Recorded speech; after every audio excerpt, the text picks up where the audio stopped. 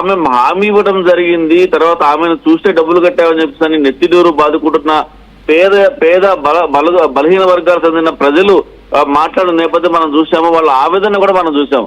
అయినప్పటికీ కూడా ఏ మాత్రం లెక్క చేయకుండా ఆమె తన పని తను చేసుకుంటూ పోతూనే ఉంది, పాటలు పాడుతూనే ఉంది. తర్వాత ఆమె ఎక్కడా కూడా బాధితుల తరపున మాట్లాడే ప్రయత్నం కానీ, బాధితులతో కలిసే ప్రయత్నం కానీ, తన జాతి బిడ్డలు ఏ రకంగా మోసపోయారో అని చెప్పని ఇంత భారీ ఎత్తున ఆరోపణలు ఎదుర్కొంటున్నా కూడా ఎక్కడా కూడా వాళ్ళు కలిసే ప్రయత్నం చేయలేదు.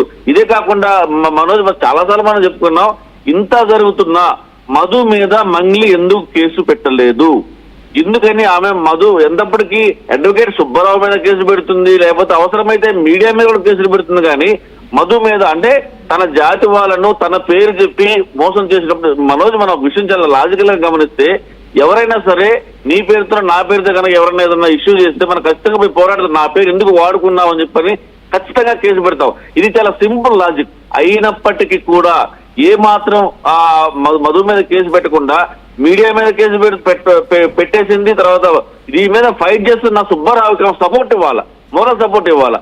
అదే కాకుండా అసలు సుబ్బారావుని బెదిరించే ప్రయత్నం చేస్తా ఉంది. అంటే ఎలాంటి ఇన్వాల్వ్మెంట్ లేకపోతే సుబ్బారావుని బెదిరించాల్సిన అవసరం ఏంది? ఇలాంటి చాలా ప్రశ్నలు, సమాధానమైన చాలా ప్రశ్నలు బాధితులు వ్యక్తం చేశారు. అయినప్పటికీ కూడా ఏ మాత్రం లెక్క చేయకుండా తన జాతి ఏమైనా పర్లేదు, నాకు డబ్బులు ముఖ్యం, నేను నా పని చేసుకుంటూ పోతాను చెప్పని హ్యాపీగా పాటలు పాడుతూ ఉంది. ముందు చెప్పాడు, పాటలు పాడుకోవటం ఆమె లైఫ్ స్టైల్. కానీ తన తరపున తన పేరు చెప్పి మోసపోయిన బాధితులకు న్యాయం ఎందుకు చేయటం, దాని మీద కూడా ఖచ్చితంగా ఇప్పుడు వెకేషన్ కోర్టు కాబట్టి కొన్ని కేసులు నమోదు కాలేదు. సంపత్ నాయక్ చెప్పినట్టుగా డెఫినెట్ గా వెకేషన్ కోర్టు తర్వాత మరికొన్ని కేసులు నమోదయ్యే అవకాశం ఉంది. సుబ్బారావు కూడా మరికొన్ని కేసులు నమోదు చేసి దీని మీద స్పీడప్ చేయడం కాకుండా మనం చూస్తా ఉన్నాం, బండి భగీరథ కేసులో 2 సిట్లు ఏర్పాటు చేయడం జరిగింది. మరి ఇంతమంది బాధితులు ఉన్నప్పుడు దీంట్లో ఇంకా సీరియస్నెస్ కనుక రావాలంటే పోలీసు సీనియర్ అధికారులతో పాటు ఒక సిట్ ఏర్పాటు చేయడం కానీ, ఒక ఇన్వెస్టిగేషన్ టీం ఏర్పాటు చేయడం కానీ చేస్తే.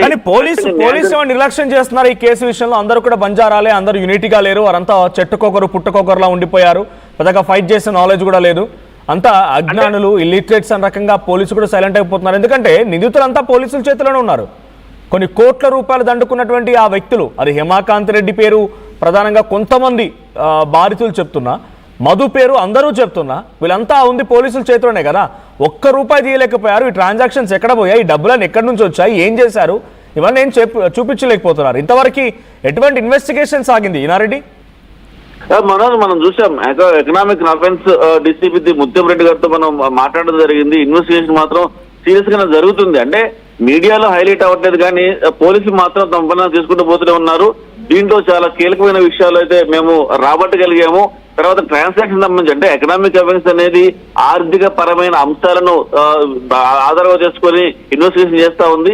ఆ ఆర్థికపరమైన అంశాలలో ఈ డబ్బులు ఎక్కడి నుంచి వచ్చాయి, ఎవరు తీసుకెళ్లారు, ఎవరు ఇన్వెస్ట్ చేశారు, ఎక్కడ ఇన్వెస్ట్ చేశారు, దాని మీద చాలా కీలకమైన దర్యాప్తు అయితే కొనసాగుతా ఉంది. ఖచ్చితంగా మేము త్వరలో ఆ విషయాన్ని మేము పబ్లిక్ లోకి తీసుకొస్తామని చెప్పని కూడా ఎకనామిక్స్ అఫెన్స్ చెప్తా ఉంది. అంటే సైబరాబాద్ ఎకనామిక్ అఫెన్స్ వింగ్ లో నమోదైన కేసుల నేపథ్యంలో వాళ్ళు సీరియస్ గా ఇన్వెస్టిగేషన్ కొనసాగుతా ఉంది. కానీ ఆ తర్వాత మిగతా ఎక్కడైతే జిల్లాల్లో నమోదైన కేసులు కావచ్చు, తర్వాత మిగతా ప్రాంతాల్లో నమోదైన కేసుల విషయంలో ఖచ్చితంగా ఇన్వెస్టిగేషన్ అంతా స్పీడ్ గా నడవట్లేదని తెలుస్తా ఉంది.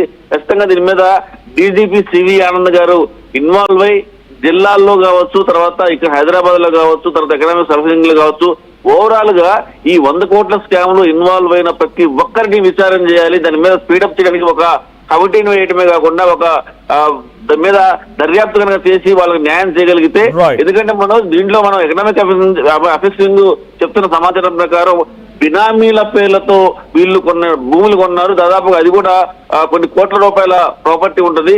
దాన్ని కనుక సీజ్ చేసి అఫీషియల్ గా కనుక పబ్లిక్ కి ఇవ్వగలిగితే చాలా వరకు పబ్లిక్ సేవ్ అయ్యే అవకాశం ఉందన్న విషయాన్ని కూడా మనం ఎకనామిక్ అఫెక్సింగ్ ముత్యంరెడ్డితో మాట్లాడినప్పుడు ఆయన మనకు స్పష్టం చేయడం జరుగుతూ ఉంది. ఏదైనప్పటికీ దీని మీద వెకేషన్ కోర్టు తర్వాత జరిగే పరిణామాలు చాలా తీవ్రంగా ఉంటాయి. దీని మీద డీజీపీ గారు కూడా సీరియస్ గా స్పందించే అవకాశం ఉంది. మరి సుబ్బారావు కూడా నేను ముఖ్యమంత్రి గారిని కలుస్తాను, దీని మీద పూర్తి స్థాయిలో న్యాయం జరగాలంటే మాత్రం ఖచ్చితంగా కొన్ని కేసులు నమోదు చేయాల్సిన అవసరం ఉంది. కొంతమంది తన మీద అసత్యారోపణలు చేస్తా ఉన్నారు. అంటే సుబ్బారావు అమ్ముడు పోయాడు చెప్పాలి. సుబ్బారావు ఎట్టి పరిస్థితి అమ్ముడు పోయేది లేదు, నేను పేదల తరపున పోరాడతాను చెప్పేసి ఒకవైపు చెప్తున్న పరిస్థితి చూస్తా ఉన్నాం. ఏదైనప్పటికీ వేకెన్సీ తర్వాత చాలా విషయాలు బయటకు వచ్చే అవకాశం ఉంది. మరి ఇప్పుడు నన్ను ఎవరు పట్టించుకోవట్లేదు మీడియా అని చెప్పేసి మంగళి ఏమైతే అనుకుంటుందో, మీడియా ఎప్పుడు నిద్రపోదు, ఖచ్చితంగా ప్రజల తరపున పోరాటానికి సిద్ధంగా ఉంటుందని చెప్పి మనం చెప్పుకోవచ్చు. ప్రధానంగా చూస్తే ఈ విషయంలో ఇంతవరకు కూడా ఆమె స్పందన లేదు.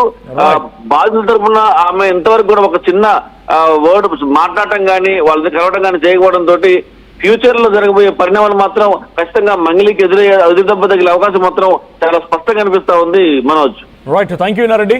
సో మొత్తంగా మంగ్లీ ఆరోపణలు ఎదుర్కొన్న మైక్రో ఫైనాన్స్ కేసులో బాధితులు ఇంకా బాధితులుగానే ఉండిపోయారు. అంటే తక్షణమే ఇప్పటికిప్పుడు ఉన్న పలంగా న్యాయం జరిగింది వాళ్ళకని మనం కోరుకోలేం. కానీ అందరూ బంజారాలు, చాలా గిరిజన ప్రాంతాలకు సంబంధించిన వాళ్ళు, చాలా అట్టడుగు చిన్న చిన్న తండాలకు సంబంధించిన వాళ్ళంతా కూడా. సో వాళ్ళ దగ్గర నుంచి రూపాయి పోగు చేసుకొని ఉన్న భూమి అమ్మేసుకొని మెల్లో ఉన్నటువంటి పుస్తలు సైతం తాకట్టు పెట్టి డబ్బులు తీసుకొచ్చి వీళ్ళందరికీ ఇస్తే వీళ్ళంతా వాటితోని ఎలా ఎక్కడ దాన్ని బట్టి ఇన్వెస్ట్ చేశారు, ఎలా వాటిని వినియోగించుకున్నారో తెలియదు. మంచి లగ్జరియస్ కార్లు, లగ్జరియస్ లైఫ్ లీడ్ చేసారు అంతా కూడా. ఆ మధు చేసే రీల్స్ చూస్తే పరేషన్ అవుతారు ఒక్కొక్కరు. దీంతో పాటు గతంలో కూడా చాలామంది బాధితులు ఆర్టీవీ స్టూడియోకి వచ్చి చెప్పినప్పుడు మంగ్లీకి 5 లక్షల రూపాయల డైమండ్ నెక్లెస్ తీసుకొని గిఫ్ట్ ఇవ్వడానికి బర్త్డే రోజున మధు అక్కడికి స్పాట్కి వెళ్ళాడు. అక్కడికి వెళ్ళగానే మనసు ఒకసారి అక్కడ ఏమంటారు పర్మిషన్ లేకుండా లిక్కర్ నడుస్తోంది, డ్రగ్స్ ఉందని చెప్పి అక్కడికి వెళ్ళి రైడ్ చేయడంతో ఇవ్వలేదంట. తర్వాత మళ్ళీ ట్రాన్సాక్షన్స్ ఉన్నాయన్నారు. ఏదేం జరిగినా మంగ్లీచు ఆరోపణలు ఎదుర్కొంటున్న ఈ కేసులో తనే ఒక సెంటర్ ఆఫ్ అట్రాక్షన్గా ఉన్నారు కాబట్టి మరి దీనిపైన ఎకనామిక్ అఫెన్స్ వింగ్ పోలీసులు ఏం చేస్తారో చూడాలి. కొన్ని కామెంట్స్ కూడా వచ్చాయి. డిస్కో అంట, అరెస్ట్ మంగ్లీ అని కామెంట్ చేశారు. తర్వాత Times3 అంట, కుకట్పల్లిలో 300 crores, వరంగల్లో 50 lakhs స్కామ్ అయింది, 300 crores 16 షెల్ కంపెనీస్ పెట్టి ట్రాన్సాక్షన్ జరిగింది, అది ఈడీ రైడ్ చేసింది. మరి ఆ ఇన్ఫర్మేషన్ మంగ్లీకి రిలేటెడ్ కాదనుకుంటాను, తెలుసా, వేరే కామెంట్ అనుకుంటుంది. తర్వాత మంగ్లీ డేంజర్ లేడీ, అరెస్ట్ కర్కే పబ్లిక్కే పైసా వాపస్ కర్దేనా, ఇది ఇంకో కామెంట్ దుర్గారావు అంట. సో ఇంకా మంగ్లీని అరెస్ట్ చేయాలని ఎంతమంది కోరుకుంటున్నారు అన్నప్పుడు 90% అరెస్ట్ చేయాలి అని చెప్పి ఆర్టీవీ పోల్లో పార్టిసిపేట్ చేసినటువంటి ఒపీనియన్ చెప్తున్న పరిస్థితి కనబడుతోంది. బట్ నిజంగా తన ఆరోపణలు ఎదుర్కొన్న కేసులో తన ప్రమేయం ఏమీ లేదని చెప్పి పోలీసులు తేల్చేంత వరకు, తన ప్రమేయం ఉందని పోలీసులు తేల్చేంత వరకు తన ఆరోపణలు ఎదుర్కొంటున్న విధంగానే చూడాలి. కానీ డైరెక్ట్గా తన ఇన్వాల్వ్మెంట్ ఉందన్నట్టుగా అటు బాధితులు కానీ మనకు ఎటువంటి ట్రాన్సాక్షన్స్ కూడా లేవు.